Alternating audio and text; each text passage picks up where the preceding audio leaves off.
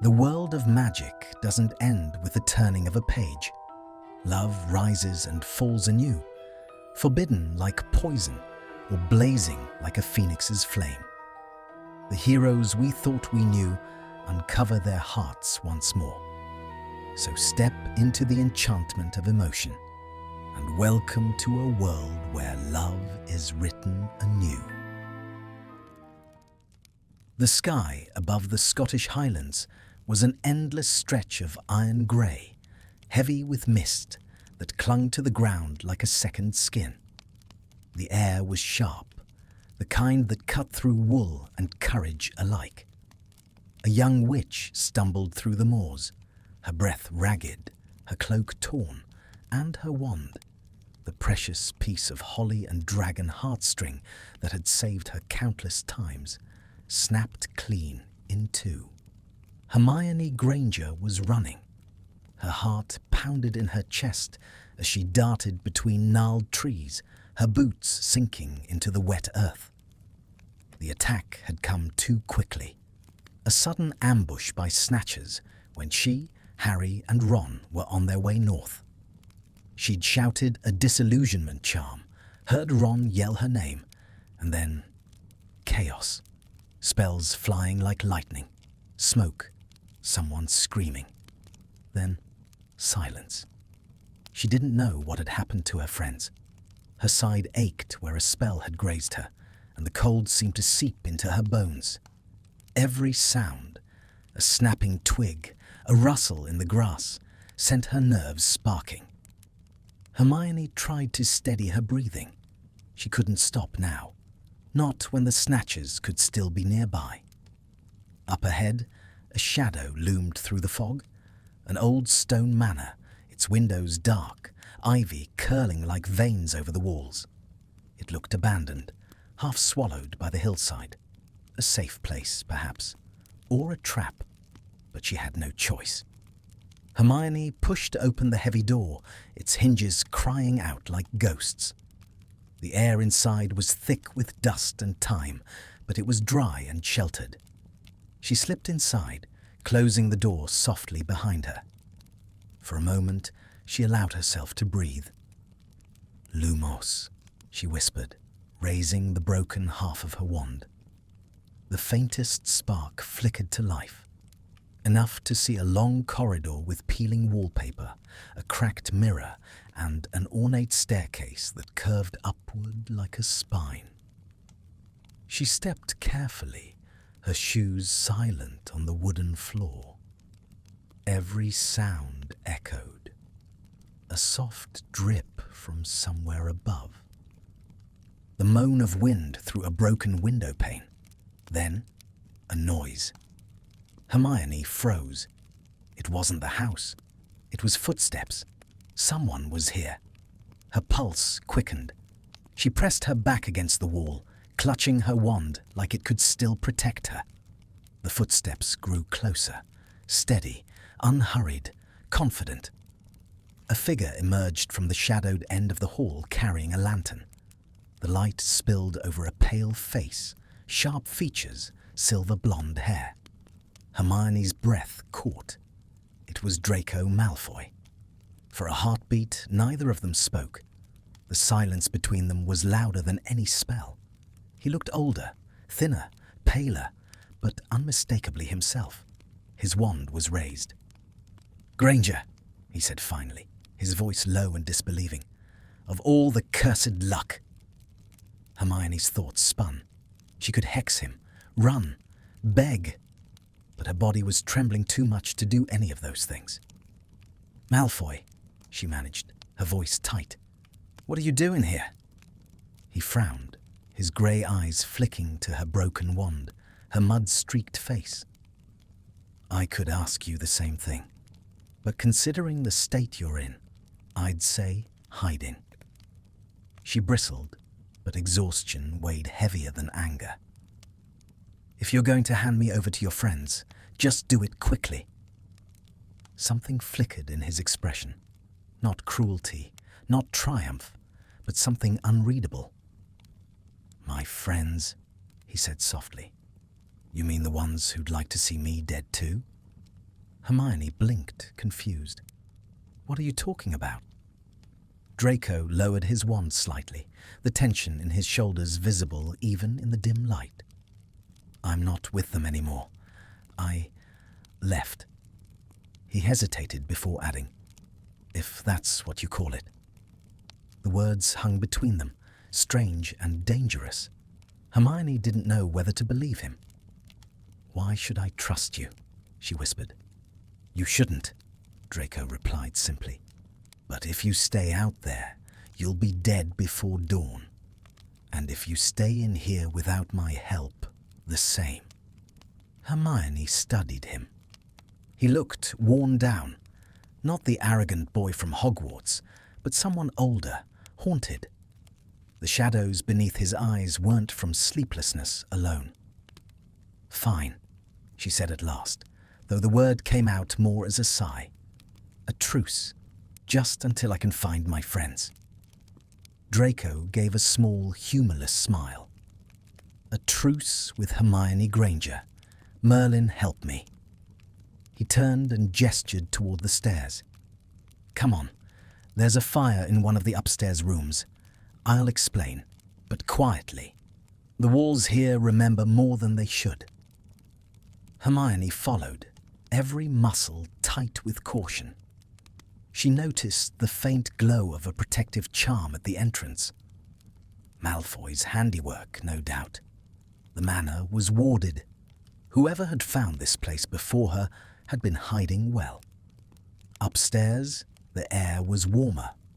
A small fire crackled in an ancient hearth, casting flickering light on two battered armchairs. On the tables sat a half-empty pot of tea, and beside it, a worn photograph of Narcissa Malfoy. Hermione's eyes caught on it. You're hiding from Voldemort, she said slowly. Draco looked at the photo, then at her. He doesn't forgive failure, he said quietly, and I failed him one too many times. Silence filled the space between them. Hermione sat down, the firelight softening the edges of her fear.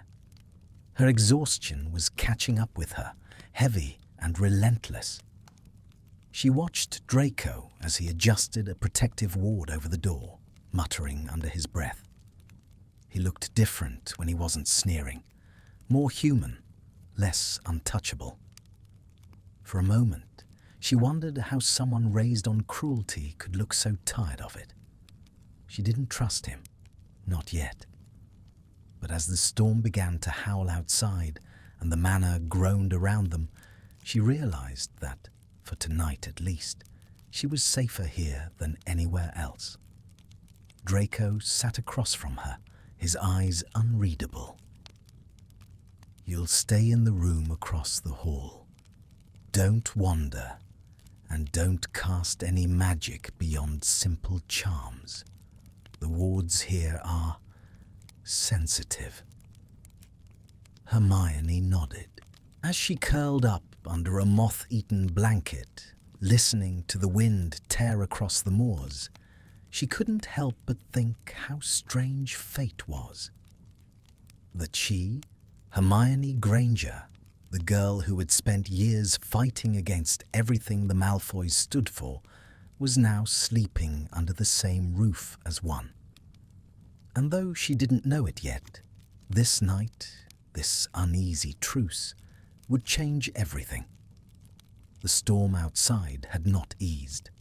Rain lashed against the windows, the wind whistling through cracks in the old manor like a restless spirit. Hermione lay awake, staring at the ceiling, her mind racing despite her exhaustion. The events of the night replayed over and over. The ambush, the chase, the broken wand. And now, this strange, impossible truce with Draco Malfoy. She had always thought she understood who he was. The sneering boy who mocked her blood, who strutted through Hogwarts with cruel certainty.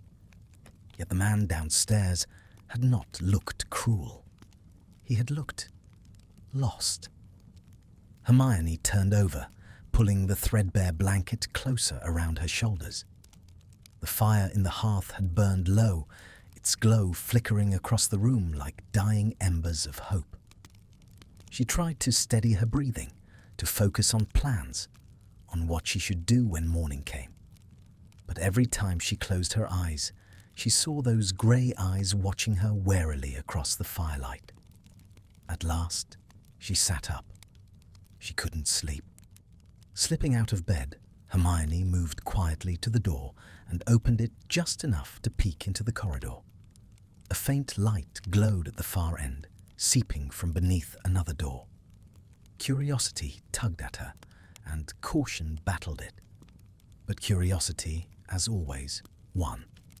Barefoot, she padded down the hall, careful to avoid the creaking floorboards.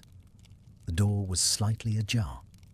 Through the gap, she saw Draco sitting at a desk by the window, his back to her. He was writing something, his quills scratching furiously across parchment.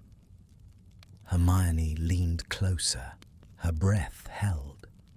She could just make out the words. "Mother, I can't come home. The mark burns when I do. He knows. I'm sorry. Tell Father." Her heart thudded painfully. She pulled back, guilt prickling her skin. He was writing to his mother, to Narcissa Malfoy, who even during the war had risked everything to protect her son. Hermione knew she should leave, but something about the sight of him, shoulders hunched, trembling slightly, rooted her to the spot. Draco suddenly stopped writing. His head lifted.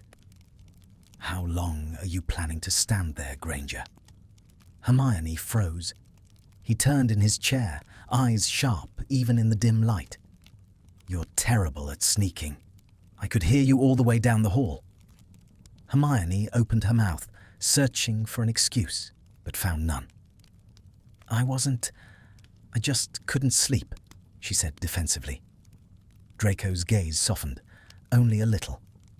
"You're safe enough here, for now."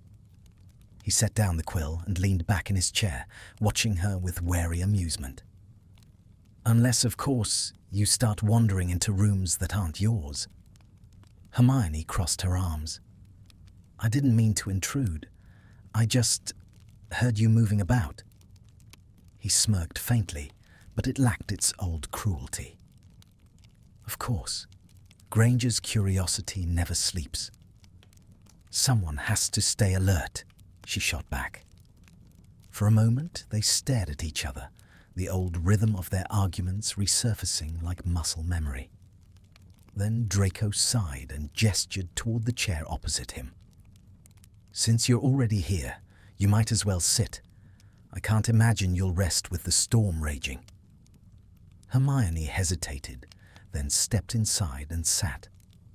The room smelled faintly of dust and damp parchment. There were old books piled in uneven stacks, and in one corner stood a cracked mirror, its silver backing worn away by time. Draco poured tea from a small pot, sliding a chipped cup toward her. "Don't look so surprised. I know how to boil water." Hermione accepted it warily. "It's just odd seeing you like this." "Like what?" "Human," she said before she could stop herself. Draco blinked, then gave a low, humorless laugh. "War does that. Makes monsters bleed and humans hide." His tone was bitter, but there was truth in it. Hermione studied him in the firelight, the faint tremor in his hand, the dark circles beneath his eyes, the mark on his forearm half hidden beneath his sleeve. "Why are you really here, Malfoy?" she asked softly. "Why this place?" He looked toward the rain-smeared window, as though the answer lay somewhere beyond the glass. "Because it's forgotten. My father used it years ago for dealings he didn't want the ministry to know about. I came here after I—" He stopped, his throat tightening. "After I couldn't do what he asked." Hermione didn't press. She didn't need to. She remembered the rumors, The whispers that Draco had been ordered to kill Dumbledore, that he had failed, and that Snape had taken his place. "Does he know you're alive?" she asked quietly. Draco's eyes met hers, haunted.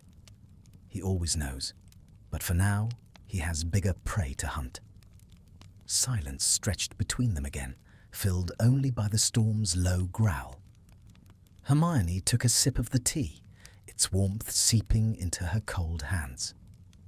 "You should sleep," Draco said at last, standing. "We'll need to move soon." "Move? The wards won't hold forever, and if the Snatchers tracked you here, it's only a matter of time before others do." Hermione nodded, though her stomach twisted with dread. "Where will we go?" Draco hesitated. "There's a cave network north of here. Old smugglers' tunnels. They connect to the coast. We might find shelter there." "We?" The word lingered, heavy with implication. Hermione looked at him, seeing not the boy from school, but the man trapped between two worlds, hunted by both.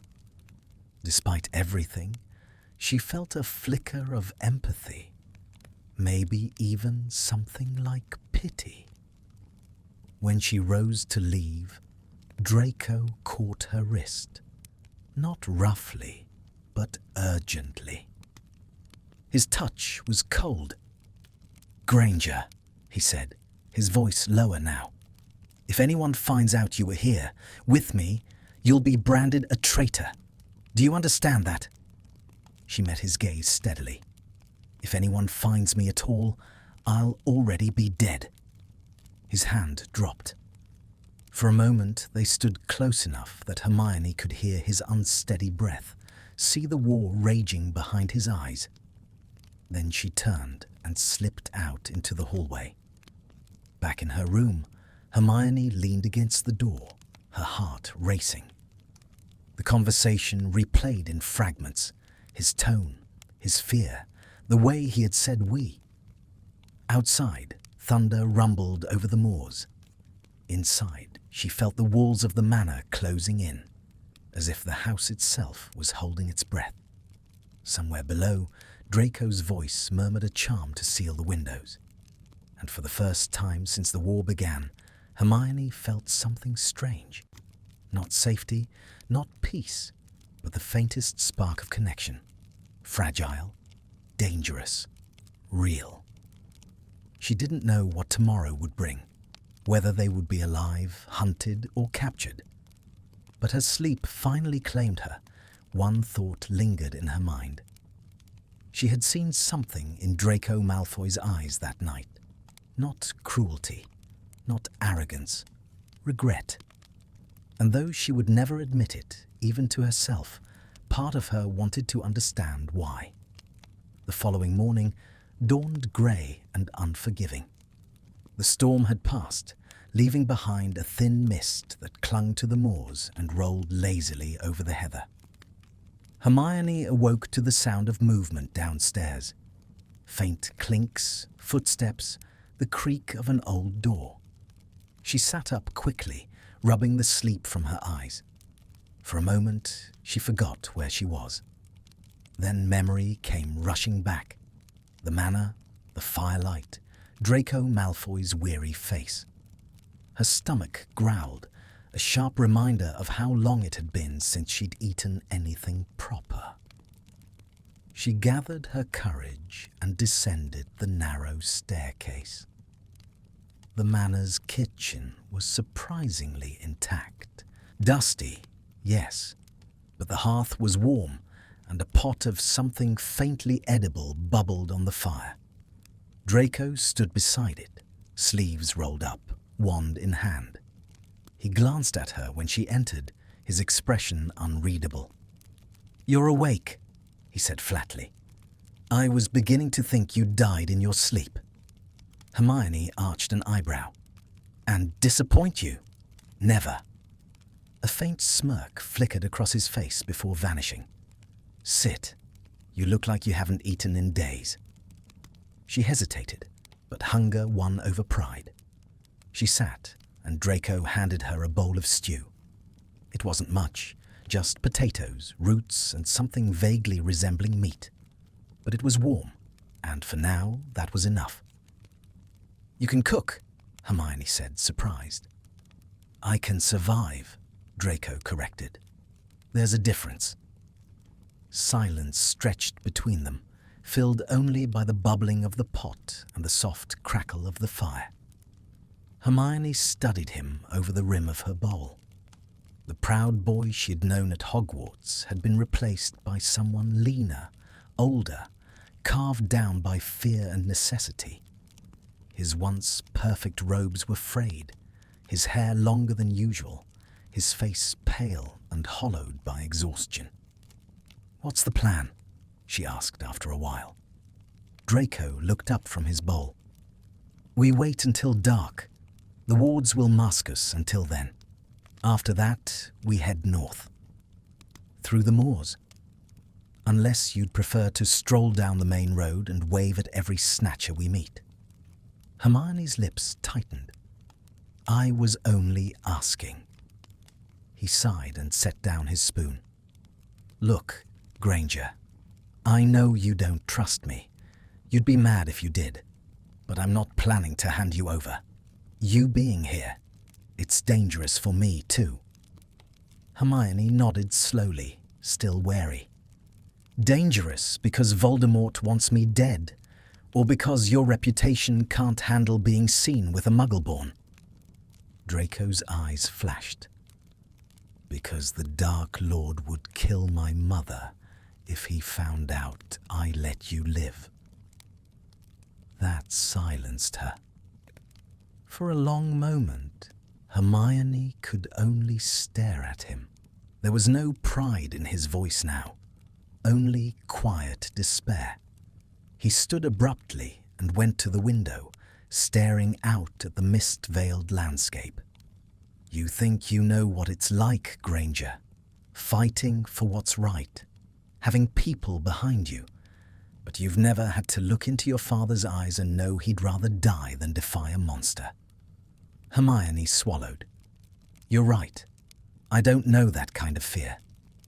Draco turned, his expression sharp with pain. "No, you don't. You're brave. Always were. But bravery isn't always enough to survive." She didn't respond. Instead, she rose, stepping closer to the window.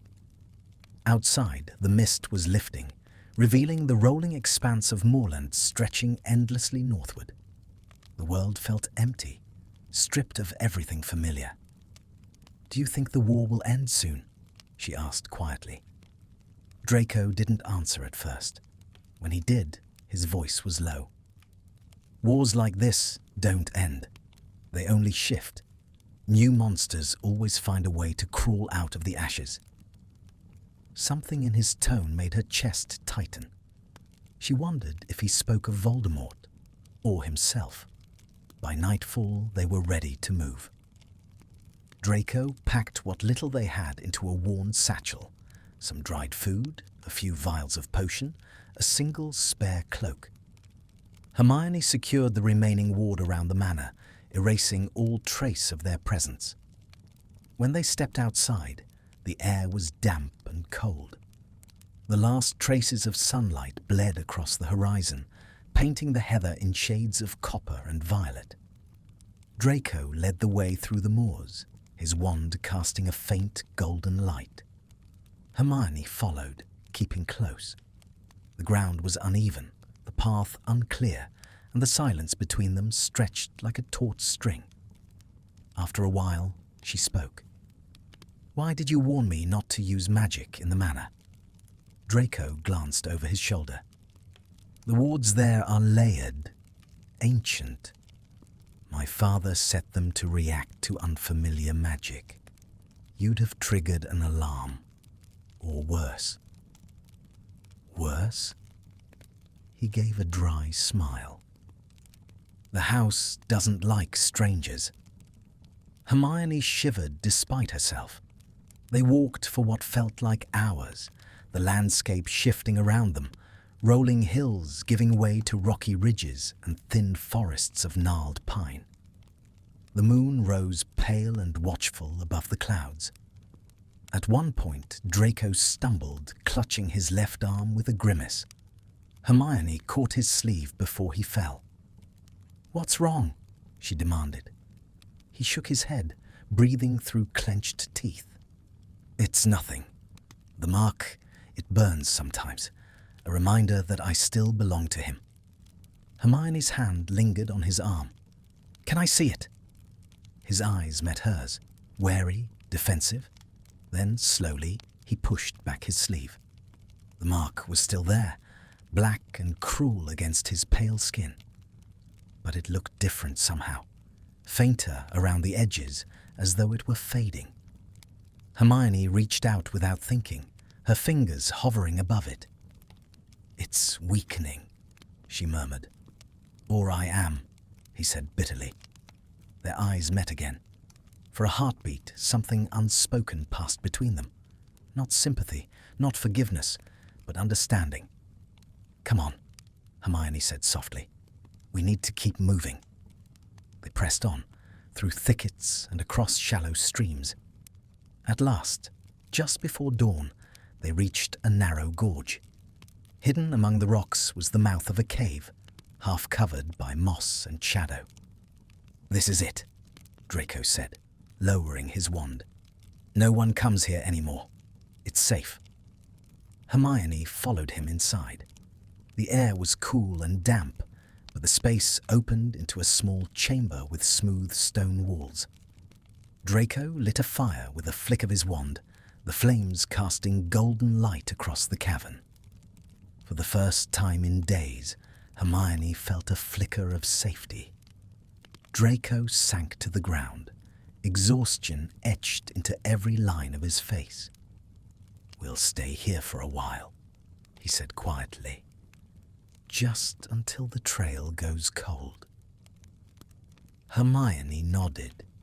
She sat opposite him, pulling her cloak tighter around her shoulders.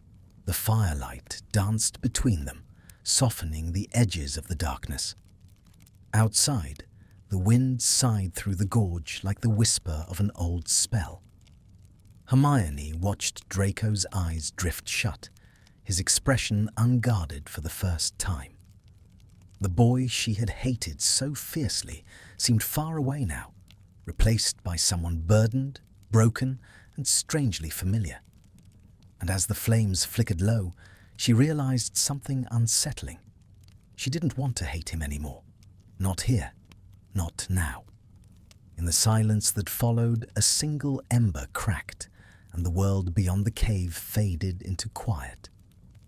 But Hermione's thoughts did not, because beneath all the fear and exhaustion, something dangerous had begun to stir, something she did not yet have the courage to name. Morning came slowly, a thin light filtering into the cave through the narrow opening in the rocks. The air was cool and heavy with the scent of moss and damp stone. Hermione stirred first, her back stiff from sleeping against the uneven ground. For a few moments, she lay still, disoriented, her mind caught between dream and waking. Then she saw Draco, slumped against the opposite wall, his head bowed, his wand still clutched loosely in one hand. In sleep, he looked almost peaceful. The constant edge that clung to him when awake had softened, his features less severe. There was something fragile about the sight, a reminder that he was not just her enemy, nor merely a survivor of the war, but a boy who had been forced to grow up far too soon. Hermione sat up quietly and moved closer to the entrance. The mist had lifted, revealing a sky the color of pewter and the faint outlines of distant hills. The world was still and silent, save for the occasional cry of a crow. For the first time in days, there were no sounds of pursuit, no shouts, no crack of disapparition. They were alone. For now, that felt like a small miracle. After a while, Draco stirred, blinking against the light. His expression shifted from confusion to guarded awareness as he straightened. "Still here?" he asked hoarsely. Hermione gave a small smile. "Where else would I go?" He rubbed his eyes and muttered, "Anywhere but here, I'd imagine." "I'm not fond of caves, if that's what you mean," she said, a trace of warmth in her tone. Draco gave a soft, humorless laugh. "You and me, both." They shared a brief silence. Then Hermione reached into her satchel and produced 2 small apples, slightly bruised but edible. She tossed one to him. "Stole these from a farm on the way here," she said. "Consider it my contribution to breakfast." Draco caught the apple, studying it like it might vanish. "You? Stealing?" "I prefer to call it liberating essential resources," Hermione replied, a faint smile curving her lips. He smirked faintly, but said nothing more. They ate in silence, the crackle of the small fire between them filling the quiet. When the meal was done, Draco stood and brushed the dust from his cloak. "We can't stay long. The mark—" He stopped himself, his gaze flicking briefly to his left arm. "It's been reacting strangely. Someone must be nearby, perhaps scouts or snatchers." Hermione frowned. "Can you feel it that clearly?" He hesitated. "It's like a pull. Not pain, not exactly. More like a thread tightening." She nodded slowly. "Then we'll have to move soon. But maybe we should use the daylight to rest properly first. You look like you haven't slept in weeks." "Neither have you." "True," she admitted. "But I don't have a dark mark burning into my skin every few hours." Draco's jaw tightened, but he didn't argue. He turned toward the cave entrance, scanning the horizon. "We'll move by dusk," he said finally. "The light will work against us." Hermione didn't press the matter. Instead, she pulled a small notebook from her cloak pocket and began writing. Draco glanced at her curiously. "Still keeping notes? About what? The exciting life of fugitives?" "About everything," she replied simply. "Spells, wards, plants that can be used for healing. Information might save us later." Draco shook his head slightly, though a flicker of admiration crossed his expression. "Typical Granger. Even in hiding, you're studying." "I prefer preparing." He didn't argue. The day passed slowly, marked by small, cautious routines, gathering dry twigs for the fire, reinforcing the magical wards around the cave, and taking turns watching the entrance. As hours slipped by, a strange sense of rhythm began to form between them. They spoke little, yet each began to anticipate the other's movements. Hermione handing him a charm before he asked, Draco wordlessly conjuring a warming flame when the chill crept in. By evening, the sky had deepened to shades of violet and rose. Hermione sat by the fire, her notebook open on her knees, while Draco worked quietly on the opposite side, repairing a torn strap on his satchel with a murmured spell. For a while, the only sound was the soft echo of his voice and the crackle of the fire. Then Hermione looked up and said quietly, "I used to think you enjoyed all of it." Draco looked over at her, brow furrowed. "All of what?" "The cruelty, the way you acted at school, the taunting, the sneering. It seemed like you wanted to hurt people like me." He flinched slightly, as if struck. For a moment, he didn't reply. Then he said, "Maybe I did. Or maybe I just wanted someone else to feel smaller than I did." Hermione closed her notebook. "You were a child," she said softly. "No," Draco said firmly. "I was a coward. There's a difference." The words hung between them, sharp and heavy. Hermione wanted to argue, to tell him that he'd been raised in darkness, shaped by fear. But she saw the look in his eyes, the kind of guilt that no words could ease. After a long silence, Draco stirred the fire with a twig. "You know, it's strange," he said finally. "I spent years believing blood determined worth. And yet, here you are, smarter than anyone I ever knew, braver than most. And I can't decide whether that makes me angry or grateful." Hermione smiled faintly, though her heart ached with the weight of his honesty. "Perhaps both." "Perhaps," he echoed.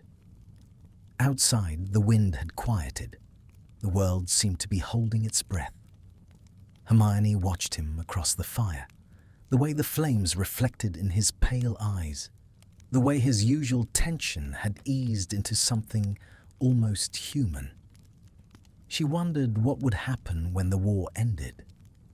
Could someone like Draco find a place in a world built on the ashes of everything he once believed? The thought lingered long after they both fell silent. When the fire had burned low and the first stars began to prick through the sky, Draco spoke again, his voice almost too soft to hear. "Granger, if something happens, if they find us, don't hesitate. Run. Leave me." Hermione frowned. "I'm not leaving you." He gave a quiet, bitter laugh. "Don't be foolish. You don't owe me anything." "Maybe not," she said. "But I'm not the sort of person who abandons someone who saved my life." He looked at her then, really looked at her. His expression softened, all the sharpness gone. "You make it sound like I've done something noble." "Perhaps you have," she said gently. Draco turned away, the faintest color rising in his cheeks. "You really are insufferable," he muttered. Hermione smiled, though there was sadness in it. "So, I've been told." The fire crackled softly between them, and for the first time since their paths had crossed again, the silence felt easy. Not empty, but calm, like the brief pause between storms. As night deepened, they drifted into uneasy sleep. But before her eyes closed completely, Hermione thought she heard Draco whisper something. So quiet, she wasn't sure it was real. "I don't deserve this," he murmured, more to himself than to her. And though she didn't answer, her heart did. Neither of them deserved the war, or the pain that had brought them here. But perhaps, in this quiet, hidden place between fear and forgiveness, they could start to become something else entirely. The fire's last ember faded, and the cave sank once more into darkness. Outside, the wind began to rise again, gentle, like a lullaby for two souls who had finally stopped running. The next day dawned beneath a sky of cold silver. A thin frost coated the ground outside the cave, and the air stung with that peculiar stillness that always seemed to come before danger. Hermione woke to find Draco already on his feet, standing near the entrance with his wand drawn. His eyes were distant, scanning the horizon as though he could sense something she could not. "What is it?" she asked, rising quickly, heart pounding. Draco didn't answer at once. He tilted his head slightly, listening. Then, very softly, he said, "Someone's been here. The wards I set last night were disturbed." Hermione felt a chill creep down her spine. "Death Eaters? Possibly. Or Snatchers." He lowered his wand slightly, though the tension in his shoulders didn't ease. "Either way, they know we're close." Hermione crossed to his side and peered through the rocks. The moor stretched endlessly, covered in fog that clung to the earth like a living thing. For a moment, she saw nothing, and then, faintly, she caught sight of movement. Shadows, no more than a dozen, moving with practiced stealth. "They're searching," she whispered. Draco's expression hardened. "We'll have to leave. Now." They packed what little they had in silence. The fire was extinguished, their traces concealed. Draco murmured a disillusionment charm over them both before leading the way out, keeping low to the ground. The air was cold enough to burn their lungs as they moved. Every sound felt amplified. The crunch of frost beneath their boots, the rustle of cloaks against heather. Hermione's broken wand felt useless in her hand, but she gripped it anyway, as if it were the only tether between herself and courage. They moved north, toward a thin line of forest that marked the edge of the highlands. Once inside the cover of trees, Draco allowed them to pause. He turned to her, his breath clouding the air. "We'll head toward Loch Torridon. There's an old safe house there, one of my mother's. She used it once when the Dark Lord first returned." Hermione frowned. "A Malfoy safe house? That doesn't exactly sound safe for someone like me." "It's been abandoned for years. No one would expect either of us to go there now." She hesitated, then nodded. "All right, lead the way." They set off again, weaving through the dense forest. The trees were ancient, their branches gnarled and twisted like old wands. Patches of sunlight broke through the canopy, speckling the mossy ground with fleeting gold. Despite the danger, there was something almost peaceful about the forest, a quiet so deep it felt sacred. After a time, Hermione spoke. "Do you ever think about what you'll do if the war ends?" Draco's expression darkened. "If it ends, you mean?" "It will," she said firmly. "It has to." He gave a small, mirthless laugh. "And when it does, what then? You'll go back to your friends, to rebuilding the world, and I'll—" He stopped abruptly. "You'll what?" she pressed. He looked away. "I don't know. Maybe disappear. Maybe answer for what I've done." Hermione frowned. "You were a child, Draco. You were forced into it." "Don't," he said sharply. "Don't make excuses for me. You weren't there. You didn't see what I did to survive." His voice broke on the last word, and Hermione fell silent. There was no point in arguing with his guilt. It was too deeply carved into him. They walked on in uneasy quiet. By late afternoon, the forest gave way to rolling hills. A light snow began to fall, melting as soon as it touched the ground.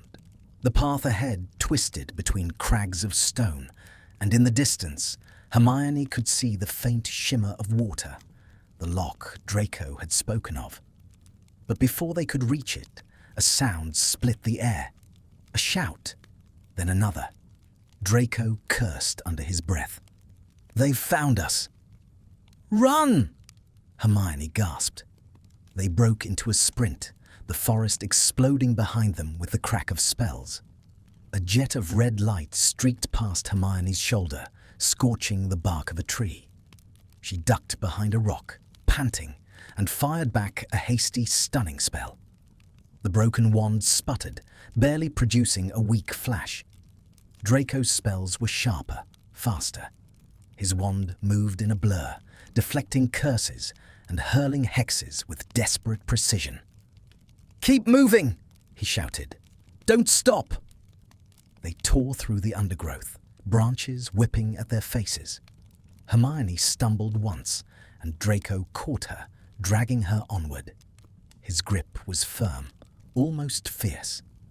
The sound of pursuit grew louder, shouts, snapping twigs, the hiss of magic cutting through air. "There's a ridge ahead," Draco panted. "If we reach it, we can apparate." Hermione nodded, her lungs burning. They scrambled up the slope, the ground slick with mud and frost. Just as they reached the crest, A curse struck nearby, throwing Draco off balance. He fell to one knee, his wand flying from his grasp. "Draco!" Hermione spun, her pulse roaring in her ears. A tall figure emerged from the trees below. A snatcher, his face twisted with triumph. Well, he sneered. "Look what we found. Mudblood and Malfoy. What an unlikely pair." Hermione raised her broken wand, her heart pounding. "Stay back!" The snatcher laughed. "Oh, I don't think so." Before he could finish, Draco lunged forward, retrieving his wand and firing a curse so fast it was barely visible. The man dropped instantly, unconscious before he hit the ground. For a moment, silence. Only their ragged breathing filled the air. Then Draco turned to her, his face pale but determined. "We have to go. Now!" He grabbed her hand, and before Hermione could respond, the world twisted, the familiar, gut-wrenching pull of apparitions swallowing them both. They landed hard on rocky ground. The wind here was sharp, carrying the scent of the sea. The loch spread out below them, vast and silver beneath the twilight sky. Hermione staggered, her head spinning. "Where?" "The safe house," Draco said. "It's just over that rise." He led her along the ridge until a small cottage came into view, stone walls half covered in ivy, the windows dark. It looked abandoned, yet strangely inviting. Inside, dust lay thick on the furniture, but the hearth still held the faint scent of old smoke. Draco muttered a few spells, sealing the door and lighting a fire. The warmth filled the room, and for the first time that day, Hermione felt her hands stop trembling. Draco leaned against the wall, his face drawn with exhaustion. The firelight cast long shadows across his features, softening them. "That was close," Hermione said quietly. He nodded, eyes half closed. "Too close." "Draco." She hesitated, then stepped closer. "You saved me back there." His gaze flicked to hers, unreadable. "Don't make it sound heroic. It was instinct." "Maybe," she said softly. "But it matters." Something flickered in his expression, a fragile mix of surprise and weariness. "You really believe people like me can change, don't you?" Hermione met his eyes steadily. "I believe that people can choose who they become." Draco looked away, but not before she saw the faintest tremor in his jaw, the crack in the mask he always wore. Outside, the snow began to fall again, quiet and steady. Inside, the fire burned low, its light glinting off the faint silver in Draco's eyes. For now, they were safe. But both of them knew the war had not forgotten them. And fate, cruel and unpredictable as ever, was far from done with the two who had once sworn they'd never need each other. Yet somehow, in that fragile silence, hope took root. Small, impossible, and real. Night wrapped itself around the small stone cottage like a cloak. Outside, the loch stretched endlessly beneath the moonlight, still as glass, its surface broken only by the faint ripple of wind. Inside, the fire burned low, casting soft amber light over the two figures who had once stood on opposite sides of a war. Hermione sat near the hearth, her knees drawn close, her eyes half-lidded with exhaustion. She had mended her cloak with a whispered spell, but the fabric still smelled faintly of smoke and fear. Across from her, Draco rested in an old armchair, one leg stretched before him, his wand lying loosely across his lap. He looked both alert and weary, like a soldier who had learned never to trust quiet moments. It had been hours since they'd escaped the Snatchers. They hadn't spoken much since. The silence between them felt heavy, not with hostility, but with something unspoken, the awareness that they were now bound by more than necessity. Hermione watched the flames dance. "How long do you think we can stay here?" she asked finally, her voice soft. Draco didn't look up. "A day, maybe 2. The wards will hold, but if they trace the apparition, we'll have company sooner than we'd like." Hermione nodded, tucking a stray curl behind her ear. "You said this place belonged to your mother." A shadow passed across his face. "Yes. She came here during the First War, when the Ministry started monitoring families tied to the dark arts. My father never set foot here, said it reeked of cowardice to hide." "Maybe she was braver than he ever was," Hermione said quietly. Draco gave a low, humorless chuckle. "You'd think so, but bravery's never been much of a Malfoy virtue." "That's not true," Hermione countered gently. "I think bravery takes many forms. Some of them just don't look like what we expect." He looked at her then, his grey eyes glinting in the firelight. "You really believe that, don't you?" "I do." He said nothing more, but his gaze lingered on her for a moment longer than it should have before he turned away. They fell into silence again, each lost in thought. Outside, the wind howled across the moor, rattling the shutters. Hermione shivered and pulled her cloak tighter. "You should rest," Draco said after a while. "You've been running for days." "I could say the same for you," he smirked faintly. "I don't sleep much." "Nightmares?" she asked before she could stop herself. His smirk faded. "Something like that." Hermione hesitated. "You don't have to tell me." "I wasn't going to." For a few minutes, only the crackle of the fire spoke. Then, quietly, Draco said, "I dream about the manor sometimes. About that night. Dumbledore, standing there, telling me he knew what I was doing, what I was meant to do. He wasn't afraid of me, not even then. And all I could think was, why couldn't I just do it? Why couldn't I make myself obey?" Hermione's throat tightened. "Because you weren't meant to." Draco laughed softly, though it sounded more like a sigh. "You make it sound noble. It wasn't. It was weakness, cowardice." "No," she said firmly. "It was humanity." The words hung between them, trembling with truth. Draco stared into the fire, his jaw tight, and for a moment Hermione thought she saw something raw flicker across his face. Pain, perhaps, or gratitude too fragile to name. At last, he rose from the chair. "You take the bed," he said, nodding toward the small adjoining room. "I'll keep watch here." Hermione blinked. "You don't have to." "Just do it, Granger," he interrupted, but there was no malice in his tone. She wanted to argue, but the exhaustion pulling at her limbs won out. With a quiet nod, she stood and slipped into the small bedroom. The bed was old but clean, the sheets smelling faintly of dust and sea air. She lay down, her eyes heavy, her mind still full of questions she couldn't ask. For a while, she could hear Draco moving in the next room, the soft scrape of a chair, the quiet hum of a warding charm being renewed. The steady rhythm of his presence was strangely comforting.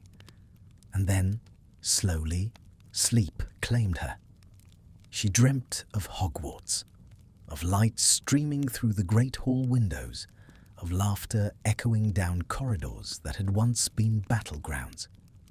She dreamt of running, of fire, of a boy standing alone in a dark tower with a wand trembling in his hand. When she woke, the fire had burned to embers, and dawn was just beginning to paint the sky pale grey. Draco was still awake. He sat by the window, staring out across the loch, His hair fell loose around his face, and he looked like he hadn't moved in hours. "Morning," Hermione said softly, stepping into the room. He didn't turn. "Did you sleep?" "A little." She hesitated. "You didn't." He shrugged. "Didn't want to." Hermione came to stand beside him. Outside, the mist over the loch glowed like silver. "You don't have to punish yourself, you know." His jaw tightened. "You don't know what I've done." "Maybe not, but I know you're trying to make it right." Draco turned to her then, his eyes sharp. "And how would I do that, Granger? How does someone like me make anything right?" She met his gaze without flinching. "By surviving, by being better than what they made you." Something in him faltered then, just for a heartbeat. He looked away first. "Breakfast?" he muttered. Hermione smiled faintly. "Thought you'd never ask." They ate in relative quiet, sharing the meager food they had left. It wasn't much, a crust of bread, some dried fruit, but it was enough to keep them moving. Afterward, Draco checked the wards again, tracing faint lines of magic along the doorframe. Hermione watched him, noticing the precision of his movements, the care in every flick of his wand. "You're good at this," she said. He gave her a sideways look. "Years of hiding will teach you a few things." "Still," she said thoughtfully, "I wouldn't have expected you to be patient." "Don't mistake survival for virtue," he said dryly. "Perhaps they're closer than you think," she murmured. He didn't respond, but the corner of his mouth twitched slightly. By midday, the snow had stopped, and pale sunlight filtered through the clouds. Hermione stood by the window, watching the ripples on the loch. "It's beautiful here," she said quietly. "Peaceful, even." Draco joined her, his eyes scanning the horizon. "Peace never lasts." "Maybe not, but that doesn't mean we shouldn't try to hold on to it while it does." He looked at her, and for a long moment neither spoke. The silence was not empty. It was charged, fragile, alive. And in that moment, as the faint winter light caught the gold in Hermione's hair and softened the steel in Draco's eyes, something unspoken shifted between them, something that neither of them dared name, not yet. It wasn't trust, not fully, nor forgiveness, but it was a beginning. And as the wind whispered across the loch and the day stretched quietly onward, both of them, for the first time in far too long, began to believe that there might still be something worth surviving for. The afternoon faded into a dim and restless twilight, the kind that seemed to suspend time. The loch outside had turned to molten silver beneath the sinking sun, and the hills beyond were wrapped in mist. Inside the cottage, the fire crackled softly, casting long, slow shadows that shifted across the walls like living things. Hermione sat at the small wooden table, parchment spread before her, her quill scratching steadily. The ink trembled slightly with the draught that slipped through the cracks of the old house. Draco sat across from her, his arms folded, pretending not to watch, though his eyes flicked to her more often than he cared to admit. "What are you writing?" he asked finally, his tone more curious than impatient. Hermione didn't look up. "Notes, plans, things we might need to remember." Draco tilted his head, the ghost of a smirk tugging at his lips. "You're still playing the strategist, even now. Do you ever stop planning?" "Not if I can help it," she replied, her voice calm. "Plans are what keep people alive." He leaned back in his chair, studying her with an expression that was half admiration, half disbelief. "You're exhausting, you know that." Hermione glanced up at him, a faint smile touching her lips. "So, I've been told."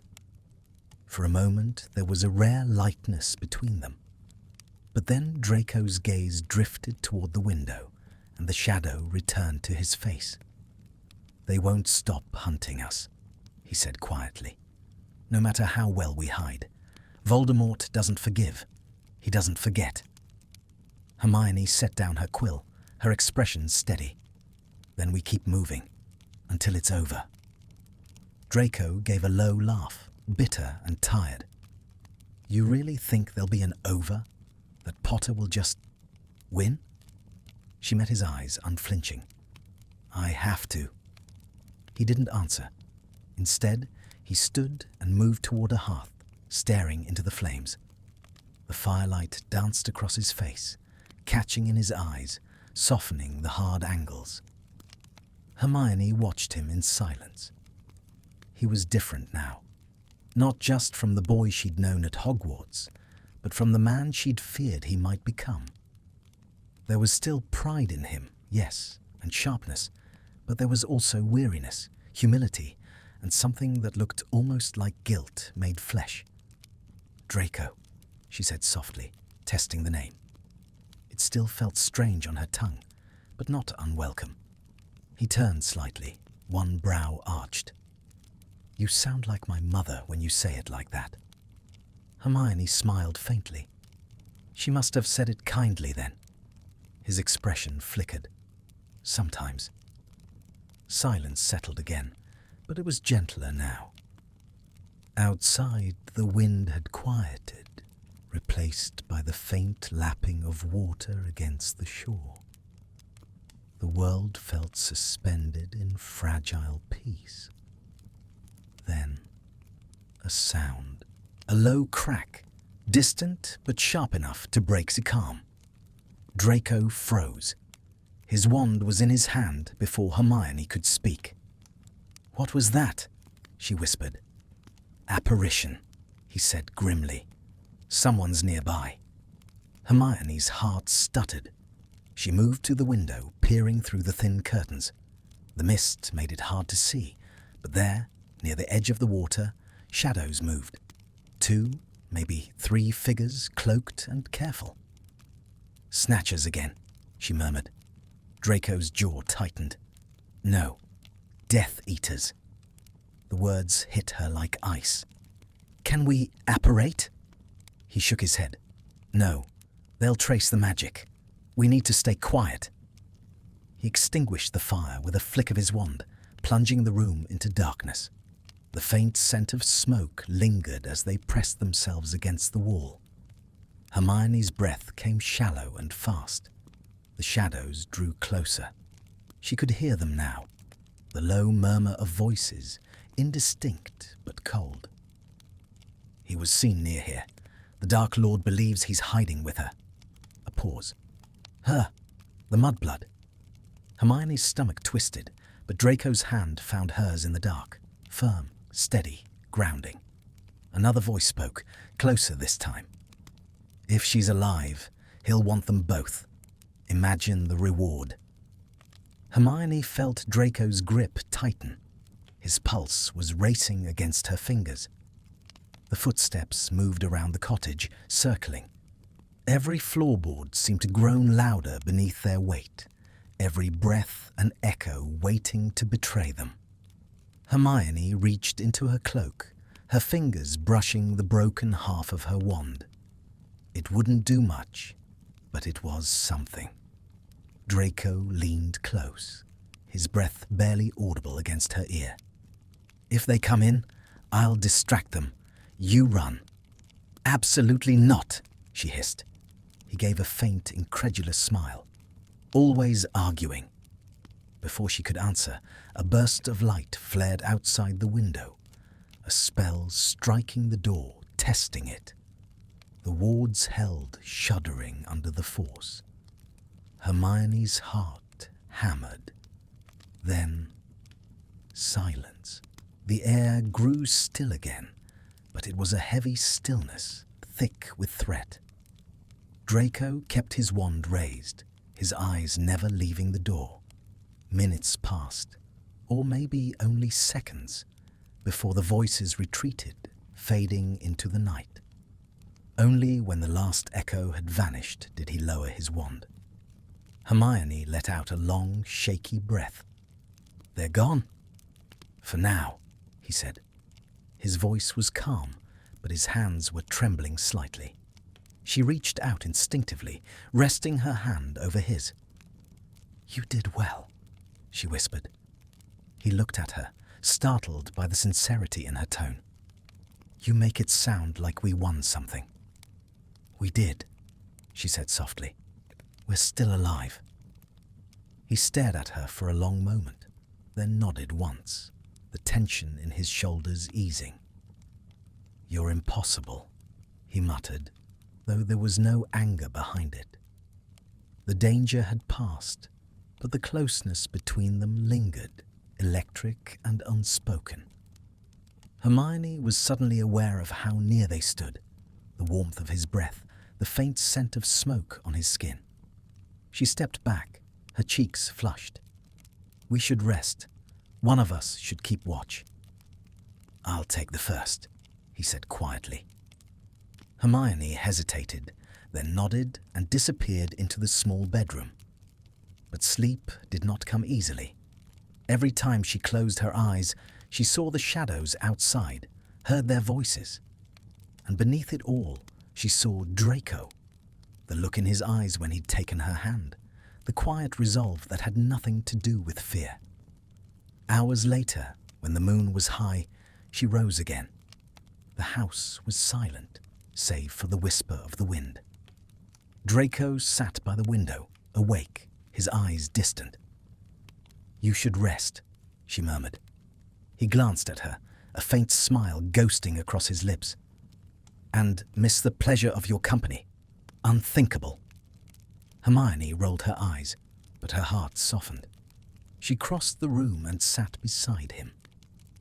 For a while, they simply watched the night together, two fugitives caught between the world they'd fled and the uncertain dawn ahead. When she finally spoke, her voice was quiet. "We can't keep running forever." "I know. Then what do we do?" He looked at her then, and in his eyes she saw not fear, but something deeper, something that almost looked like faith. "We survive," he said simply. "And when the time comes, we fight." Hermione nodded, and for the first time she believed him. Outside, the mist began to thin, and the first hint of dawn touched the horizon. Neither of them moved. They just sat there, side by side, as the dark slowly gave way to light. Two enemies turned allies, bound by something neither dared name, waiting for the day when the war would finally end. Dawn bled softly over the loch, washing the world in muted shades of gold and blue. Mist still drifted over the water, ghost-like, curling through the reeds and trees before vanishing into the pale morning. The small cottage stood silent, its stones damp with dew, its windows catching the first fragile light of day. Inside, the fire had long since burned out, leaving only a trace of warmth in the air. Hermione awoke to the quiet creak of the floorboards. She blinked the sleep from her eyes and saw Draco moving near the hearth, wand in hand, tracing the edges of the ward lines. His movements were precise, practiced, every flick of his wrist deliberate. For a moment, she simply watched him. In the calm, he looked different again. Not the frightened boy she'd seen in the Great Hall during the final days of Hogwarts, nor the hunted fugitive from the night before, but something in between. "How long have you been up?" she asked softly, breaking the stillness. Draco turned, surprised but composed. "Long enough to make sure we weren't found in the night." Hermione pushed herself up, rubbing her eyes. "You should have woken me to take a turn." I didn't think you'd appreciate being roused after all your noble speeches about needing rest, he said dryly. Hermione smiled faintly. You were listening then. Unfortunately. He lowered his wand and dusted his hands on his cloak. The wards are holding, but we can't stay another day. The Death Eaters will regroup. Agreed, she said, rising. We should head west, through the glen. There are caves in the cliffs near the coast. Fewer patrols. He studied her a moment, his expression unreadable. You've thought this through. I always do. For a moment, his mouth twitched, as though fighting a smile. You really can't help yourself, can you? Planning keeps me sane. He muttered something under his breath that might have been, explains a lot, then turned toward the small window, his expression tightening. Something's wrong, Hermione asked. He hesitated. No, it's just strange, being here. This place, my mother's house, it used to feel like safety. Now it feels like a grave. Hermione came to stand beside him. The light from the window softened the sharp lines of his face. Graves aren't always the end, she said gently. Sometimes they're where you start over. He looked at her then, really looked at her, as if he didn't quite know what to make of her faith. Not in the world, but in him. Whatever reply he might have made was lost, as the faint crack of apparitions split the silence outside. They froze.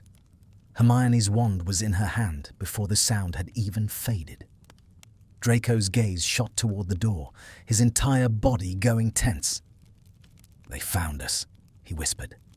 Hermione's pulse roared in her ears. How many? He crossed quickly to the window, peering through the thin curtain. His jaw clenched. 3. No, 4. They're spreading out. Can we apparate? He shook his head.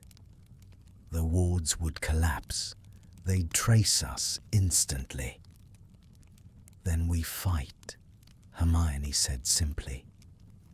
Draco turned toward her, eyes flashing with disbelief. You can't fight with half a wand. Then I'll improvise. Something like pride flickered across his face, but it was chased by worry. You really are insufferable, he muttered. Then stop wasting time arguing. He swore under his breath, then moved quickly, drawing her toward the back door. There's a root cellar that opens to the cliffs. It leads down to the water. We can hide there. The rocks will mask our magic. Hermione nodded, following him. The floorboards creaked underfoot as they crossed the narrow kitchen. The air felt heavy with the weight of approaching danger. Outside, footsteps crunched against gravel. A low voice barked an order. Draco wrenched open the trapdoor. Go! Hermione climbed down the narrow steps, the air growing colder and damper as they descended. Draco followed, pulling the door shut above them, just as a spell slammed against the front wall of the cottage, shaking the entire foundation. The cellar was dim, its walls slick with moss. A narrow passageway led toward the cliffs. They moved swiftly but quietly, their breaths echoing in the enclosed space. The rumble of voices above them grew louder, accompanied by the crash of shattering glass. They're inside, Hermione whispered. Draco nodded, his jaw tight. Keep moving. The tunnel opened suddenly into a cavern that overlooked the loch. The view was breathtaking and deadly. The drop below was sheer, the water black and endless. We'll have to climb down, Draco said. There's a ledge halfway. It'll lead us to a smaller cave. Hermione glanced at the steep, jagged rocks. You're mad. Probably. He met her gaze, his expression fierce. Do you trust me? She hesitated only a heartbeat. Yes. Without another word, he began his descent. Hermione followed, her fingers numb against the cold stone. The wind whipped around them, carrying the distant shouts of their pursuers. Halfway down, a spell flashed overhead, striking the rock inches from Hermione's hand. She gasped, her grip slipping. Draco twisted immediately, grabbing her wrist. "Hold on!" Her feet scraped against the rock, searching for purchase. "I can't!" "You can!" he shouted. His grip tightened, his knuckles white. "Look at me!" Hermione did, and the panic stilled, replaced by raw determination. She found her footing and climbed again, inch by inch, until Draco pulled her onto the narrow ledge beside him. They pressed against the wall, breathing hard. Another blast shook the cliff above, scattering shards of stone into the water below. Draco raised his wand, murmuring a shielding charm. The air shimmered faintly around them. "That'll hold, for now." Hermione stared at him, chest heaving. "You're insane. And you're welcome." Despite herself, she laughed, breathless and trembling, but real. The cave they crawled into was small but dry. Draco lit his wand with a soft lumos, casting pale light over the uneven walls. They collapsed onto the ground, exhaustion washing over them. For a long moment, neither spoke. Then Hermione whispered, "You saved me again." Draco looked away, his expression unreadable. "You keep needing saving. It's inconvenient." She smiled faintly. "You're terrible at accepting gratitude."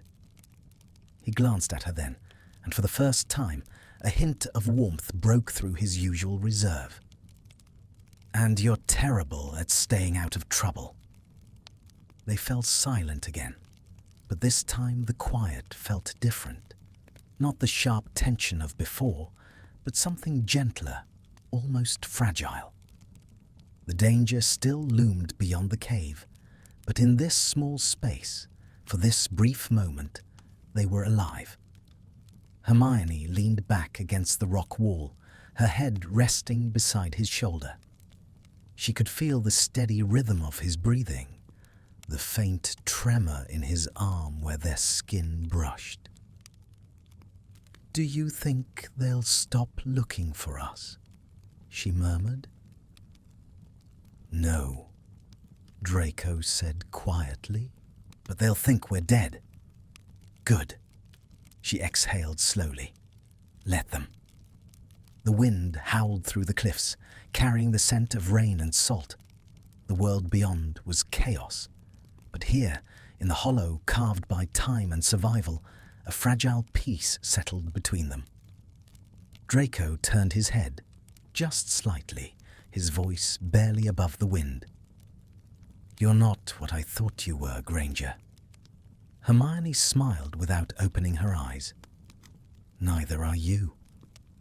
And for the first time since the war had begun, they allowed themselves to simply breathe. Not as enemies, not as fugitives, but as two souls who, against all odds, had found a sliver of light in the shadow of the Dark Lord's wrath. Rain fell steadily through the night, the soft rhythm echoing through the narrow cave and blending with the sound of waves crashing below. The world beyond their small refuge was swallowed in mist and water, the cliff faces slick and glistening with silver light. Inside, the air was cool but still, and the faint shimmer of Draco's protective charm glowed softly along the rock walls like starlight caught in stone. Hermione sat near the entrance, her knees pulled close to her chest, watching the rain drift down through the mist. Every drop caught the pale light of dawn and vanished into the sea below. Behind her, Draco was quiet, sitting cross-legged by the dying embers of a conjured fire. He had barely spoken since the night before, when they'd barely escaped with their lives. It wasn't awkward, though. It was heavy, a silence that belonged to exhaustion, and to the fragile understanding that had begun to grow between them. When Hermione finally spoke, her voice was soft, but it carried in the hollow chamber. "They'll search again when the storm breaks." Draco looked up from the fire. His expression was calm, though the dark circles beneath his eyes betrayed sleeplessness. "I know, but the wards will mask us for a while longer. The rain helps." Hermione nodded absently. She traced patterns on the damp stone with her finger, lost in thought. "I wonder how Harry and Ron are doing." Draco's gaze flickered. "Still chasing Death Eaters, I imagine. They always did have a taste for chaos." Hermione smiled faintly. "And you didn't." He gave a soft huff of laughter. "I preferred a cleaner kind of danger." "Like murder?" she asked dryly. He didn't flinch, not exactly, but the shadows in his eyes deepened. "I didn't kill anyone," he said quietly, "though that's not the same as saying I didn't hurt anyone." Hermione turned to face him fully, her brow furrowed. "You don't have to justify yourself to me." "I'm not," he said, his tone sharper than he intended. Then he sighed, rubbing a hand across his face. "I just don't want you thinking I'm someone worth redeeming." "You are," Hermione said simply. Draco froze. Her voice hadn't trembled, hadn't softened. It was a statement of fact, unyielding and clear. "You don't even know me," he murmured. "I know enough," she replied. "You've risked your life to save mine twice now. You've defied the very people who made you what you are. You didn't have to.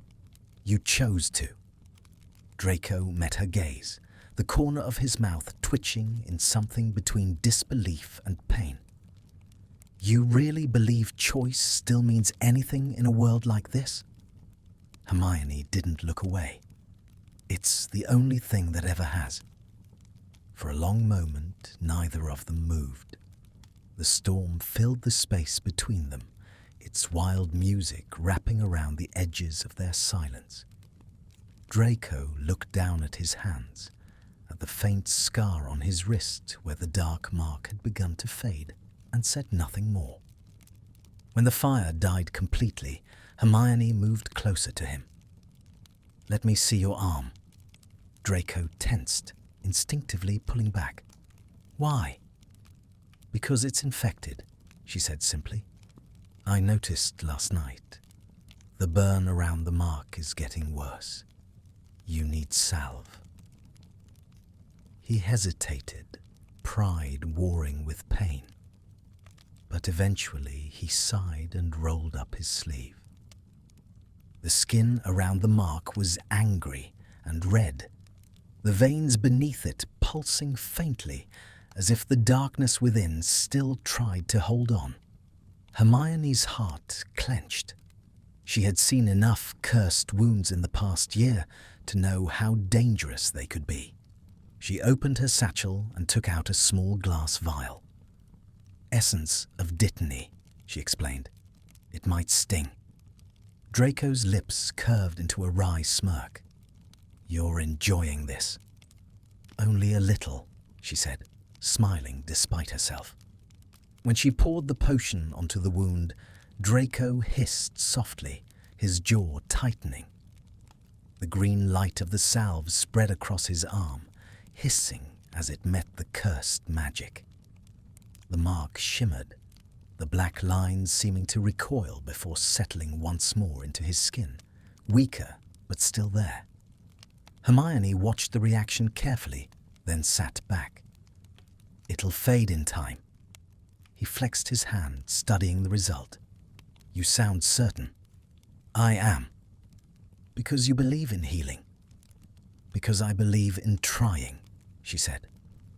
He looked at her again then, something unreadable in his gaze, something that made her stomach twist in a way she didn't quite understand. "Granger," he said quietly, "why are you doing this? You could have left me." You should have. Because I couldn't, she replied just as softly. Because I see something in you worth saving. He laughed under his breath, shaking his head. You really are impossible. And you, she said, are not beyond hope. The words lingered between them, and for the first time, Draco didn't argue. As the day wore on, the rain eased into mist and the air grew warmer. They shared what little food remained, a few crumbs of bread, the last of the apples. Hermione suggested they try to forage once the weather cleared, and Draco, after a moment's hesitation, agreed. By evening, the sky had shifted to pale lavender. The loch shimmered far below, and the distant outline of mountains stood dark against the horizon. Hermione sat near the edge of the cave, her legs crossed, eyes fixed on the fading light. "Do you ever think about the future?" she asked softly. Draco leaned against the wall, arms folded. "I used to. Before all this. Now it feels irrelevant." "It's not irrelevant," she said. "If we survive this, we'll need something after. Something more than running and hiding." He watched her for a long moment. "And what do you want, Granger? After?" She hesitated. "Peace," she said finally. "A world where children grow up without learning curses before they learn kindness." Draco's expression softened. "And me? What about you?" "What do you think I want?" he asked, his tone unreadable. Hermione studied him, her gaze steady. "You want forgiveness. From them. From yourself. Maybe even from me."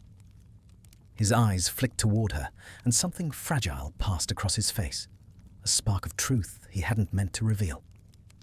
"Forgiveness," he murmured, almost to himself. "I don't deserve it." "Maybe not," Hermione said gently, "but you can still ask for it." He turned toward her then, the faintest trace of a smile on his lips. Tired, sad, but real. "You always have an answer, don't you?" "Always," she said, her own smile small but steady. Outside, the last light of day slipped behind the mountains, and the stars began to appear, one by one, like fragile candles rekindling after a storm. They sat in silence, side by side, the distance between them shrinking not by words, but by quiet understanding. In that moment, they were no longer fugitives or enemies. They were two weary souls, bound by a shared promise, unspoken but certain, to keep surviving. And though the night was still thick with danger, there was a new warmth in the darkness, faint but undeniable. For the first time in years, Draco Malfoy and Hermione Granger looked out at the same horizon, and neither turned away. The next morning dawned with the sharp clarity that often follows storms. The sky was a pale, endless blue, the loch below still and glass-like, reflecting the craggy peaks that encircled it. A thin fog lingered low over the water, clinging to the air like a dream that refused to fade. The scent of rain and pine drifted through the narrow cave entrance, crisp and clean, and for a fleeting moment, Hermione almost felt as though the world had forgotten the war.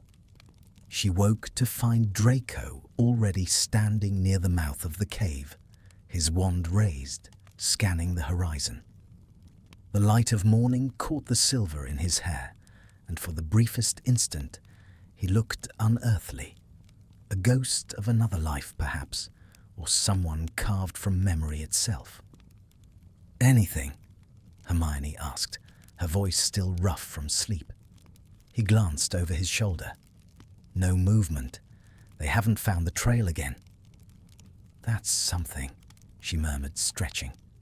"How long do you think we can stay hidden here?" Draco lowered his wand, his gaze lingering on the horizon. "Not long enough," he said softly. but long enough to catch our breath. Hermione stood and joined him. The view before them was breathtaking, wild and vast, untouched by the darkness spreading through the rest of the country. For the first time in weeks, she felt the faintest echo of peace. "Do you ever think about it?" she asked suddenly. "What it will be like when the war is over?" Draco turned to her, his expression wary. "If it ends." "When it ends," she corrected firmly. "Because it will. Harry won't stop until he finds a way." Something flickered across his face. Disbelief, perhaps, or envy. "You really believe he'll win?" "I have to," she said.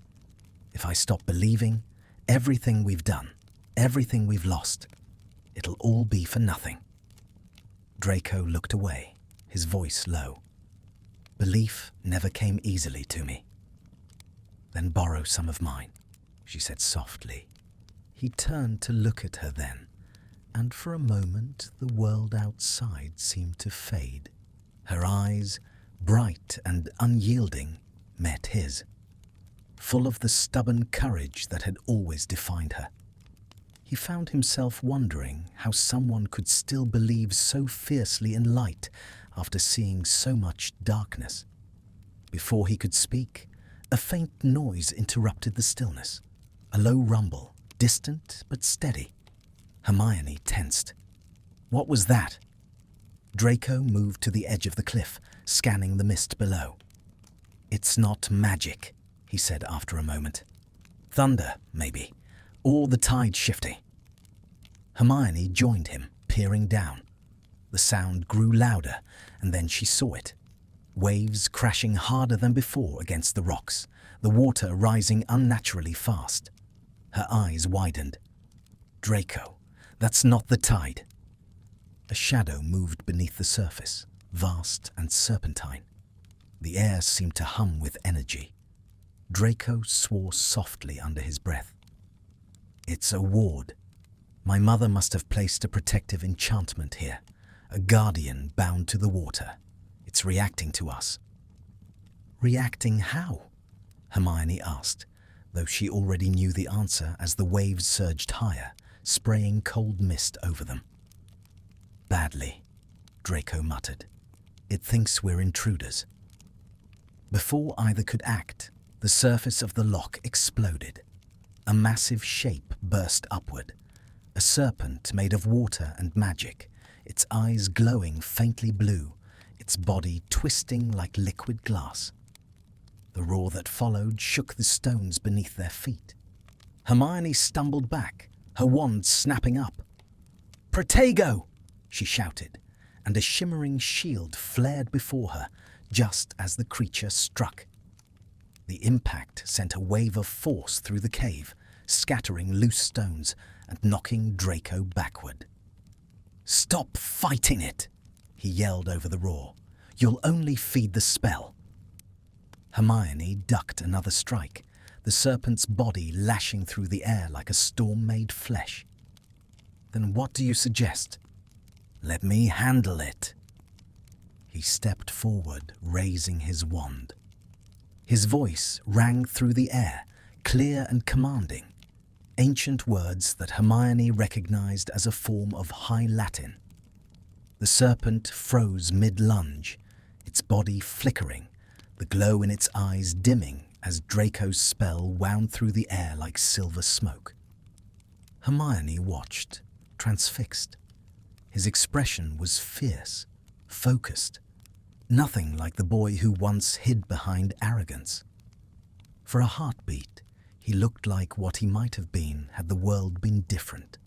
A wizard of immense skill, untarnished by darkness. The serpent gave a final hiss, its body dissolving into a shower of droplets that rained down over them, vanishing into mist. The lock fell still again. Draco lowered his wand, breathing hard. "It's gone," he said quietly. Hermione stared at him. "That was incredible." He gave a short, humorless laugh. "It was dangerous. The spell could have turned on me if I'd misread it." "But you didn't," she said, her voice steady. You saved us." He met her gaze, surprise flickering there. Surprise at her words, and perhaps at himself. "You make too much of it," he murmured. Hermione shook her head. "No, I don't." For a long moment, the only sound was the slow rhythm of the waves. Then Draco turned and walked deeper into the cave, his voice quieter now. "We should leave before it resets. The magic will recharge." They packed what little they had and began the climb down the cliffs. The air smelled of salt and storm, and the rocks were slick beneath their boots. When they finally reached the base, Hermione glanced back once, watching the mist curl once more over the loch, as if nothing had happened. "You knew that spell," she said. "The one you used? It was old magic. Where did you learn it?" Draco hesitated. "My mother taught me.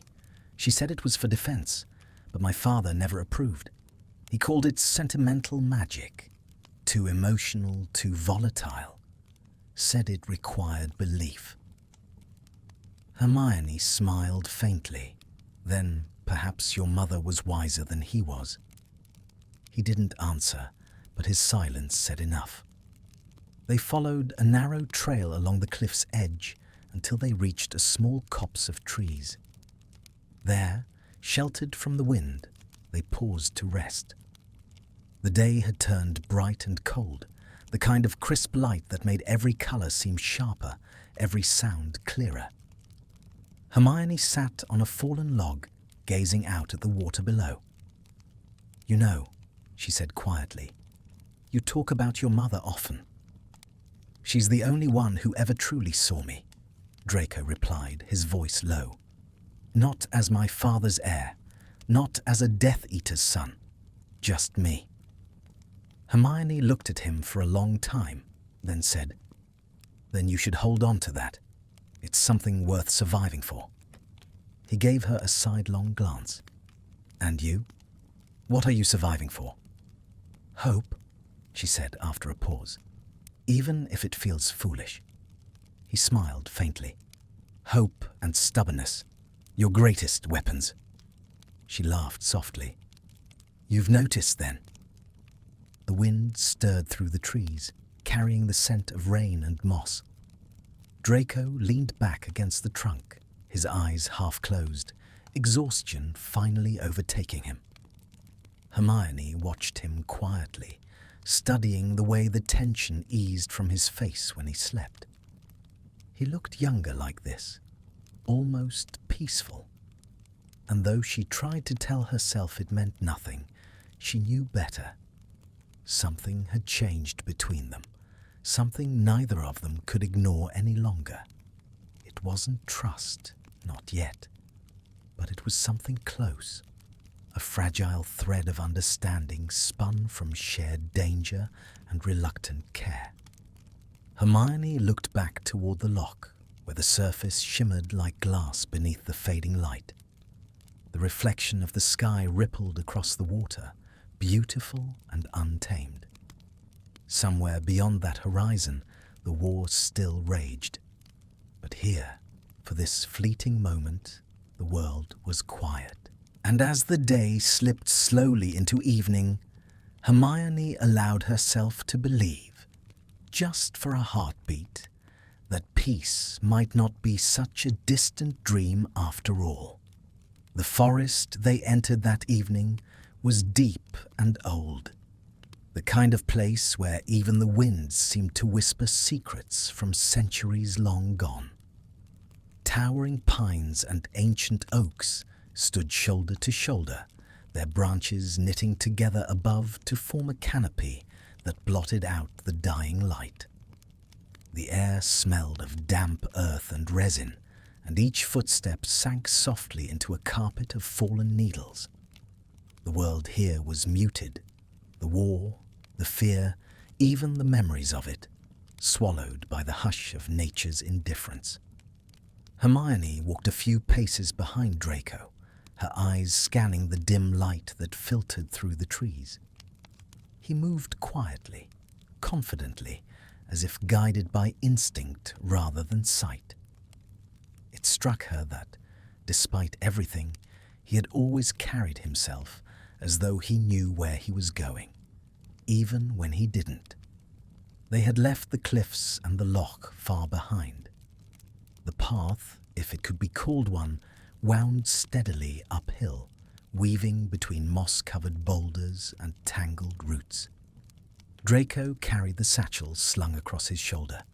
Hermione's wand, or what was left of it, was in her hand. The forest was silent, but not still. She could feel the hum of old magic here, subtle but potent, like an ancient heartbeat beneath the soil. "Where are we headed?"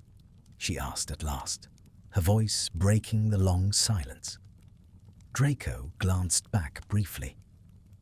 "North. There's a glen about a day's journey from here.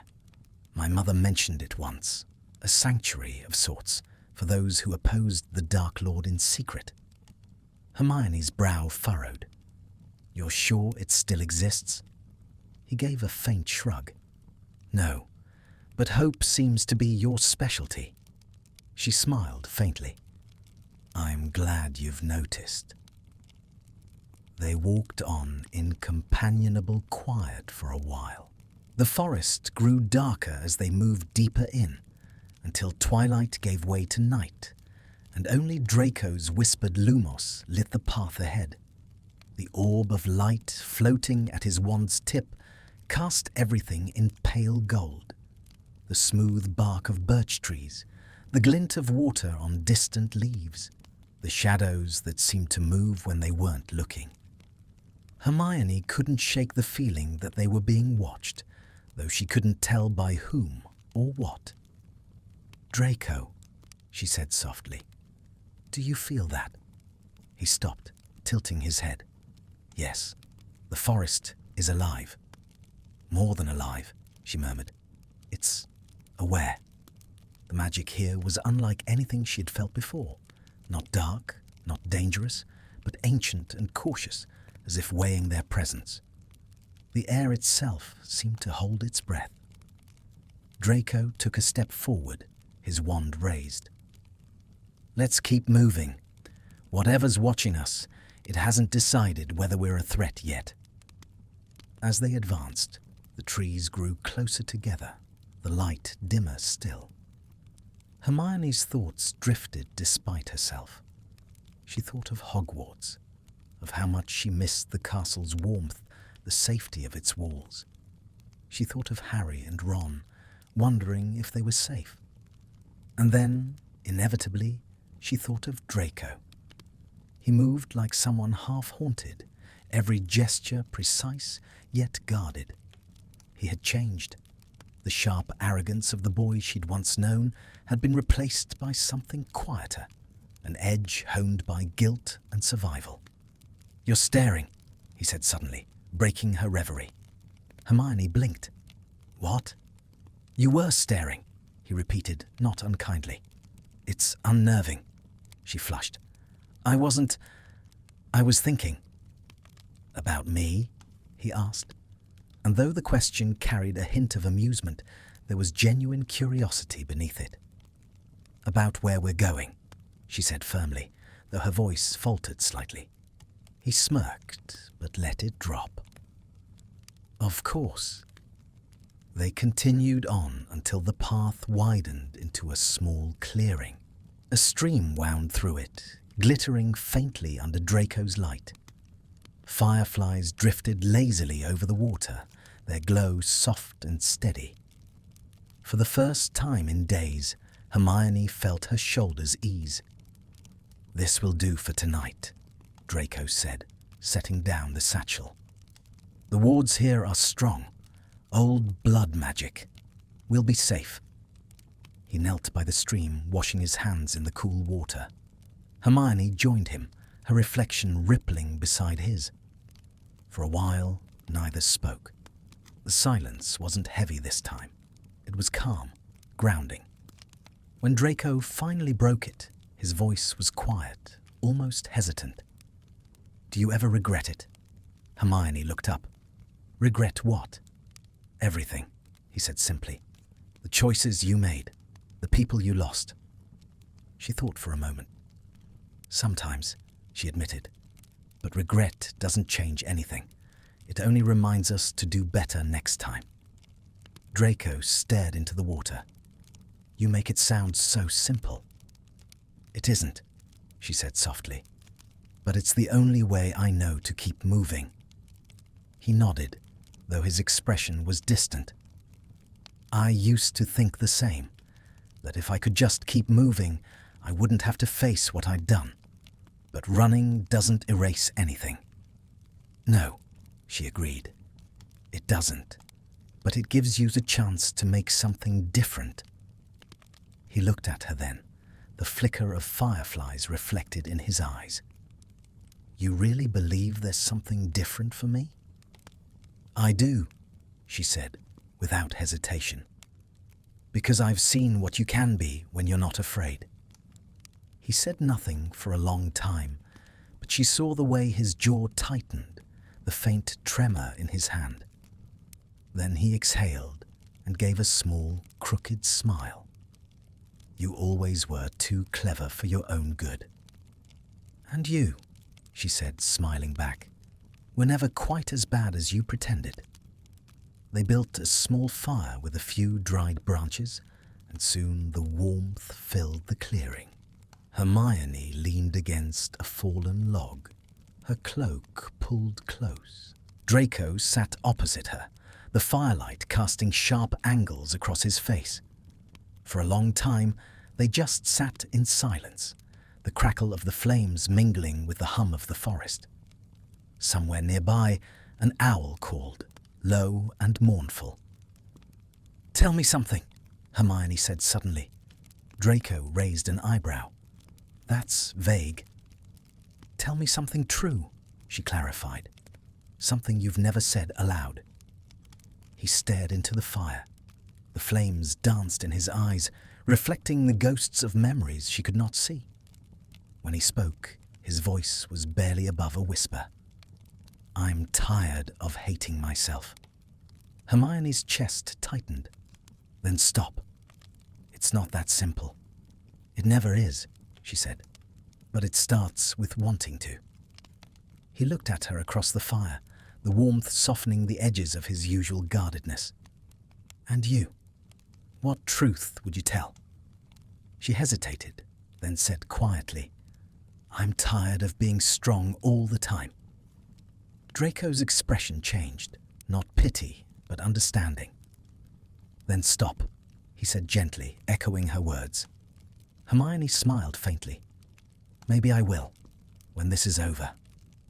The fire crackled between them, sending sparks into the night. The air had grown colder, and a fine mist began to drift through the trees. Draco stood and adjusted the wards once more, then settled beside her, close enough that their shoulders nearly touched. Neither spoke again, but the silence no longer felt fragile. It felt steady, as if, despite the chaos of the world beyond the trees, something here had found its rhythm. The stars emerged slowly overhead, faint glimmers through the canopy, and the forest hummed softly around them, alive, aware, ancient. And in that quiet, sacred space between exhaustion and dawn, Hermione realized that for all the darkness that had driven them here, something light had begun to take root. Something fragile, yes, but real. They were still hunted, still fugitives, but they were no longer alone. And perhaps, in a world torn apart by war, that was the most powerful magic of all. The dawn rose pale and thin through the ancient forest, painting the trees in shades of silver and frost. Mist curled along the ground like a living thing, weaving between the roots and stones. Somewhere in the distance, a stream whispered, its steady murmur blending with the sigh of the wind. The world seemed hushed, fragile, as though even the forest held its breath in the fragile peace of morning. Hermione stirred first, blinking away the remnants of uneasy dreams. The fire had burned to ash, its last embers glowing faintly in the chill air. Across the clearing, Draco slept lightly, his cloak draped over his shoulders, his wand still clutched in his hand. Even in rest, his body was tense, as if his mind refused to surrender to the illusion of safety. She watched him for a long moment, listening to the rhythm of his breathing, steady and measured. There was a strange comfort in it, a reminder that for all their danger, for all their loss, they had survived another night. The light strengthened, filtering through the canopy in golden shafts. Birds began to stir, calling softly to one another. Hermione rose quietly, wrapping her cloak around her shoulders and crossing to the stream. The water was icy cold, clear enough to see the smooth stones beneath. She cupped her hands and drank, feeling the chill chase the last traces of sleep from her mind.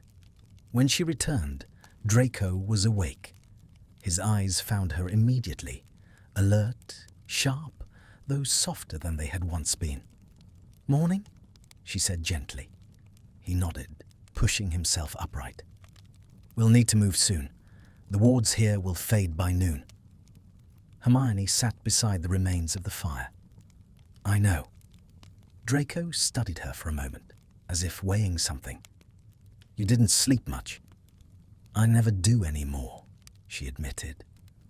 "Too much noise in my head." He gave a small, humorless smile. "You and me both." For a time they were silent, the weight of the coming day pressing down on them. Then Hermione spoke again, her tone quieter, almost hesitant. "Do you ever think about who you were, before all of this?"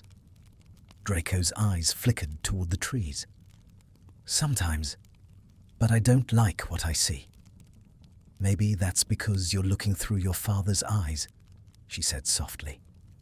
He stiffened, but didn't deny it. "He raised me to believe in things that were poison," he said finally. And by the time I realized it, it was too late. Hermione shook her head. It's never too late to unlearn a lie. Draco looked at her, truly looked, and for once there was no mockery, no guardedness, only something like wonder mixed with weariness. "You make it sound so easy." "It isn't," she replied, "but that's why it matters." A long silence followed. The mist began to thin, burned away by the rising sun. The light fell across Draco's face, and Hermione could see how young he still was beneath the lines of worry, how much of the frightened boy from Hogwarts still lingered behind the calm exterior. He stood abruptly, breaking the moment. "Come on, we should go." Hermione nodded, rising to her feet. They doused the remnants of the fire and packed their things. Soon, they were moving again through the forest, the sound of their footsteps muffled by moss and fallen leaves. The morning deepened. The world around them was alive. The chatter of unseen birds, the rustle of small creatures in the underbrush, the distant rush of a waterfall. The path twisted upward toward higher ground, where the trees grew older and thicker, their roots rising from the soil like the bones of giants. "Draco," Hermione said after a long while, "what happens when we reach the glen, if it's still there?" He hesitated. "Then we rest, find food, plan our next move." "And after that?" He exhaled slowly. "You really don't stop, do you?" "No," she said simply. "Because if we don't think about what comes next, we'll forget what we're fighting for." Draco was silent for a moment. "What are you fighting for then?" "Freedom," she said without hesitation. "For everyone, even for people like you." He glanced at her, startled, then looked away. "You shouldn't waste your mercy on me." "It's not mercy," she said quietly. "It's choice, and I choose to believe you can still be more than what the world made you." Draco didn't answer, but his expression softened, the faintest shadow of emotion crossing his face before he turned away. They climbed higher through the forest until the trees began to thin. Ahead, the ground leveled out, revealing a stretch of grass that shimmered faintly under the sunlight. A clearing, wide and open, bordered by wildflowers and ancient stones half buried in the earth. "This is it," Draco murmured. "The glen." Hermione felt it the moment they stepped inside, a pulse of quiet power, old and gentle, as though the land itself recognized them. The air here smelled of lavender and rain. The light was golden, soft, and for the first time in weeks, she felt something like calm settle in her chest. "It's beautiful," she whispered. Draco nodded, his voice hushed. "It's protected. You can feel it, can't you?" "Yes," she said. "It's alive." They made camp near the edge of the clearing. Hermione gathered herbs from the meadow, their scents filling the air as she worked. Draco repaired one of their cloaks with a flick of his wand, the faint thread of magic glowing silver in the sunlight. When the fire was lit and the day began to fade, they sat side by side, their shoulders almost touching. The warmth of the flames flickered across their faces, painting them in shades of amber and shadow. Hermione spoke first. "Do you ever think about what you'd do if you weren't running?" Draco smiled faintly. "I wouldn't know how to stop." "You'd learn," she said. "People can change." He turned his head, meeting her gaze. "You really believe that?" "I have to." He studied her for a long time, his eyes catching the firelight. "You're not afraid of me anymore," he said finally. Hermione shook her head. "No, not anymore." "Why?" "Because I've seen who you are when no one's watching." Draco looked away, but the faintest color touched his cheeks. "You see too much, Granger." "That's what makes me useful," she said lightly, though her voice trembled just a little. The night deepened. Stars appeared above them, bright and cold against the dark sky. The fire crackled softly, its light reflected in Draco's eyes. For a while, neither spoke. The air between them was charged with something unspoken, fragile, like the hush before a storm. At last, Hermione said quietly, "Draco." He looked at her, startled by the sound of his name on her lips. She hesitated, then reached out and touched his hand. It was a small gesture, tentative and uncertain, but real. His fingers twitched, then closed around hers. No words followed. None were needed. The forest seemed to sigh around them, the stars brightening as if to witness the quiet, impossible moment between two people who had once been enemies and were now something far more complicated. When at last they slept, it was side by side, their hands still entwined. And though the war still raged far beyond the safety of the glen, that night felt untouched by darkness. For the first time in too long, Hermione dreamed not of battle or loss, but of peace, fragile, fleeting, and achingly human. And somewhere in his sleep, Draco whispered her name. When Hermione woke, the sun was high, and the glen bathed in gentle gold. For the first time in months, the air did not carry the metallic scent of fear. It was warm, almost sweet, the scent of grass and summer blossoms. The war felt impossibly distant here, as though the world beyond the glen had stopped existing altogether. Draco still slept beside her, his arm draped loosely over his eyes, his breathing deep and even. The light traced the line of his jaw, the faint curve of a scar at his temple. He looked younger in sleep, the hardness stripped from his features. For a moment, she simply watched him, the boy she had once hated, the man she had learned reluctantly to trust. It was strange, Hermione thought, how the heart changed quietly, without permission. One day, hatred turned to pity, pity to understanding, and understanding to something more dangerous, something softer. She rose and stepped into the sunlight, her bare feet sinking into the cool grass. The meadow stretched wide, its colours bright and unreal after so many days of mist and shadow. A small stream wound through it, its water catching the light in ribbons of silver. Birds flitted between the branches above, and in the distance, a deer moved soundlessly through the trees. It felt sacred, untouched by the world's cruelty. She knelt by the stream to wash her hands. The water was so cold it stung, but she welcomed the clarity it brought.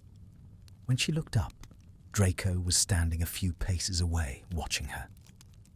"Morning," she said softly. He inclined his head. "You woke early. It's too peaceful to sleep." He gave a faint, crooked smile. I'd forgotten what peace felt like.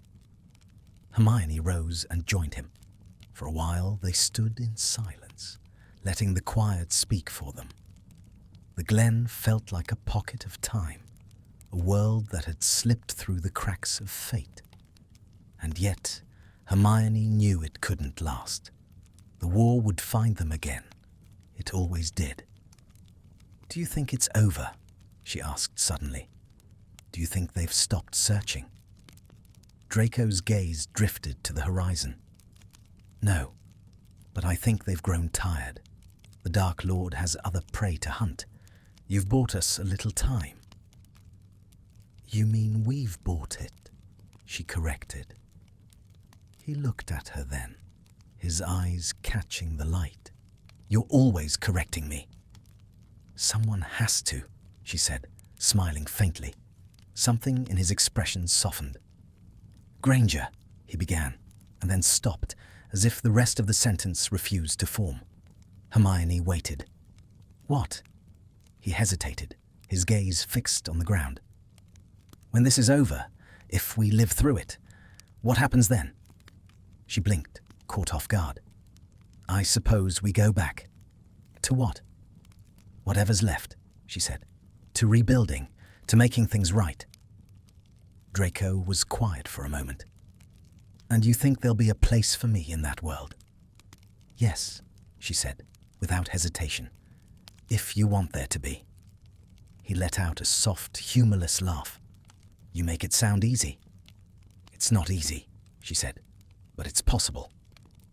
Draco's eyes met hers, and something passed between them, a flicker of hope, fragile but alive.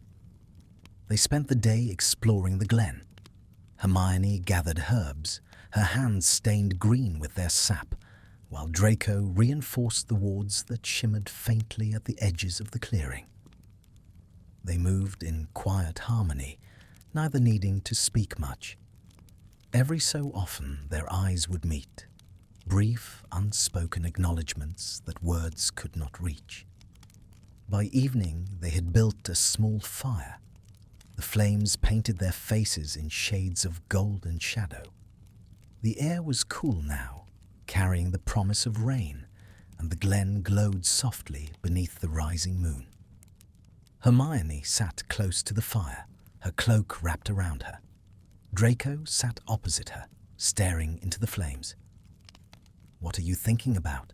she asked. He didn't answer immediately. When he did, his voice was low. "About all the people I've hurt, about how it never leaves you, the guilt." Hermione's expression softened. "It's not supposed to. It reminds you that you can do better." He looked at her across the fire. "Do you really think I can?" She met his gaze steadily. Yes.